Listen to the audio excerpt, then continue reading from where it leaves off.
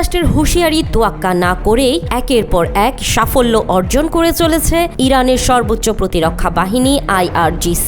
Israel ও মার্কিন প্রশাসনের বিরুদ্ধে যুদ্ধে ঝাঁপিয়ে পড়তে প্রস্তুতির কমতি রাখছে না তেহরান। মিসাইল সিটির পর এবার ক্ষেপণাস্ত্র ছুড়তেও জাহাজ তৈরি করে ফেলেছে IRGCর নৌবাহিনী। আর এই জাহাজকে ঘিরে নতুন করে উত্তেজনা তৈরি হয়েছে হোয়াইট হাউসের ওভাল অফিসে। এদিকে ইয়েমেনের হুথি বিদ্রোহীদের ইরান সমর্থন অব্যাহত রাখলে তেহরানকে সঠিক সময়ে জবাব দেওয়ার হুমকি দিয়েছেন যুক্তরাষ্ট্রের প্রতিরক্ষা মন্ত্রী।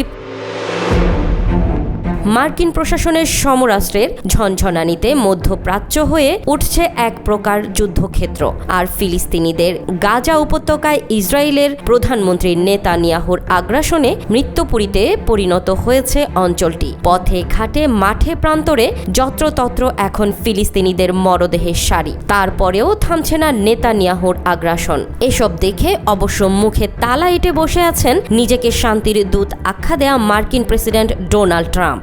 তবে তাদেরও যে ঘুম খুব নিশ্চিন্তে হচ্ছে তা নয়। ট্রাম্প নেতানিয়াহুর ঘুম হারাম করেছে হামাস, হুথি আর খামেনি। বিশেষ করে ইরানকে নিয়ে যেন বাড়তি রাত জাগতে হচ্ছে এই দুই দেশকে।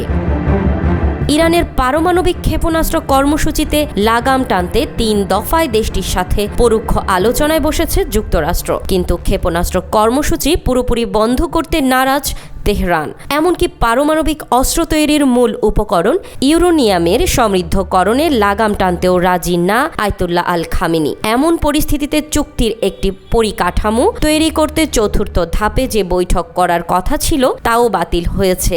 আর এই বাতিল বৈঠকই দুই দেশের যুদ্ধ অবস্থাকে উস্কে দিচ্ছে বলে ধারণা করছেন বিশ্লেষকরা। তবে যুক্তরাষ্ট্রের কোনো হুমকি ধামকিতেই ভয় পাচ্ছে না ইরান। বরং যুক্তরাষ্ট্র যদি আক্রমণ করে তাহলে সফলতা অর্জনের সব ধরনের পদক্ষেপই নিয়ে রাখছে খামেনির সর্বোচ্চ প্রতিরক্ষা বাহিনী IRGC। বছরের শুরুতেই 4টি মিসাইল সিটি উন্মোচন করেছে ইরানের IRGC বাহিনী। এইসব ক্ষেপণাস্ত্র কেন্দ্রতেই রয়েছে কয়েক লাখ ব্যালিস্টিক মিসাইল, যা দিয়ে কয়েক মুহূর্তেই ধ্বংস করে দেয়া সম্ভব শক্তিশালী অনেক দেশের সামরিক আস্তানা। এমনকি ইরানের নজরের মধ্যে রয়েছে মধ্যপ্রাচ্যে ছড়িয়ে ছিটিয়ে থাকা যুক্তরাষ্ট্রের সামরিক ঘাঁটিগুলো। তবে সমুদ্রে ক্ষেপণাস্ত্র উৎক্ষেপণকারী জাহাজ নামিয়ে এবার যুক্তরাষ্ট্রকে কড়া জবাব দিল ইরানের IRGC। দেশটির দক্ষিণাঞ্চলে অবস্থিত বন্দর আব্বাসে উন্মোচিত করা হয়েছে মিসাইল বহনকারী জাহাজ। এই জাহাজটি দিয়ে সহজেই ক্ষেপণাস্ত্র ছুটতে পারবে IRGC। শত্রুপক্ষকে তাড়া করতে জাহাজটি ঘন্টায় ছুটতে পারবে 215 কিলোমিটার স্পিডে। জাহাজটি উন্মোচন করেছেন IRGCর নৌবাহিনীর commander Real admiral Ali Reza তানসিরি। 30 April এক প্রতিবেদনে বিষয়টি নিশ্চিত করেছে মধ্যপ্রাচ্য ভিত্তিক সংবাদ মাধ্যম তাসনিম নিউজ এজেন্সি।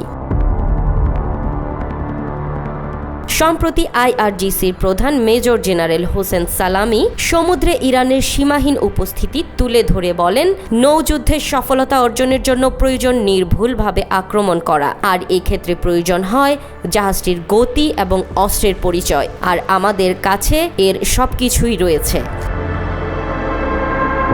এদিকে পারমাণবিক ইস্যুতে ইরানের সাথে আলোচনার মাঝেও থেমে নেই যুক্তরাষ্ট্রের ফাঁকা বুলি।